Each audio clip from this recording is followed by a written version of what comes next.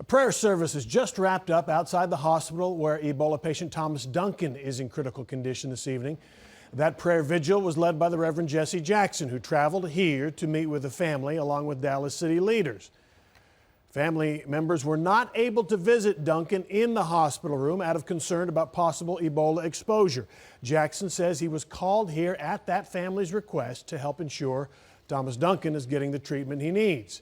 Duncan's family met the medical staff that is caring for him. We want fairness.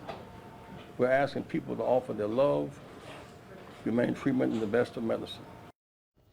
Duncan's blood pressure, we're told, has improved. His temperature now close to normal.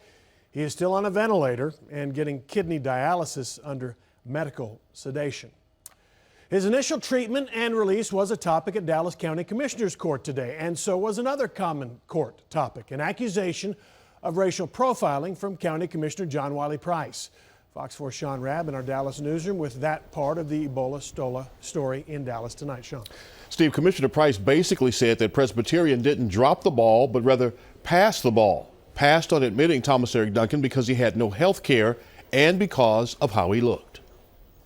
Prayers lifted at the start of Commissioner's Court. For Thomas Eric Duncan and his family and all people who are affected by Ebola.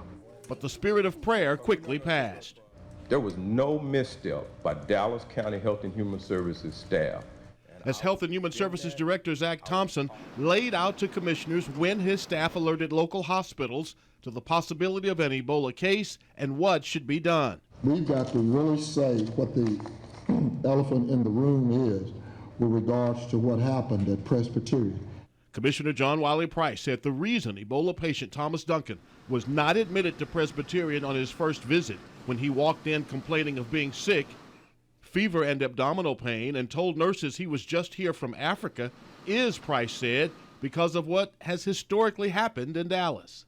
If a person who looks like me shows up without insurance, they don't get the same treatment. Presbyterian in an email writes, he was treated the way any other patient would have been treated, regardless of nationality or ability to pay for care. We have a long history of treating a multicultural community in this area. Judge Jenkins added, I've torn off the rearview mirror for now. We're going to do an extensive hot wash of that after this is over and an after action. But looking the judge in the face is the concern of parents at Highland Park's Armstrong Elementary, where his daughter attends. The judge visited with Duncan's family several times without any protective gear, including the apartment where he stayed. None of those people have shown symptoms. Doctors say unless they are symptomatic, there is no risk of contracting the virus. President Obama's team, Governor Perry's team, and my team, and the world's best scientists would never put my child or your children at risk. Of the 48 contacts being traced by the CDC, including the 10 at highest risk of the virus, family and healthcare workers, none have shown symptoms. And this is a critical time this week because on average it takes about, if most people start to show symptoms of the disease, it's around 8 to 10 days. However, it can be as soon as 2 days to 21 days after exposure. So the sigh of relief date, if you will, is October 19th for those at highest risk of contracting the virus. As for the accusation by John Wiley Price, Judge Jenkins says he'll leave the Presbyterian piece to the Centers for Disease Control and the State Health Commissioner to figure out what, if anything, Steve, the hospital did wrong.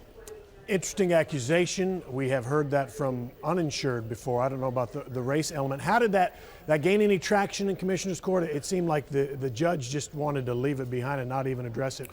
How did that go today? Right. There was really no comment from any of the other commissioners, including the Democrat commissioners on the court. The judge, again, from the dais there in the courtroom, said the same thing. Listen, I've ripped off the rearview mirrors. We're trying to focus on going forward. That's for another time. It didn't gain any traction today. But again, Commissioner Price is not one to be afraid of expressing his feelings, and that's what he did today in court. All right, Sean Rabb in the newsroom, thank you.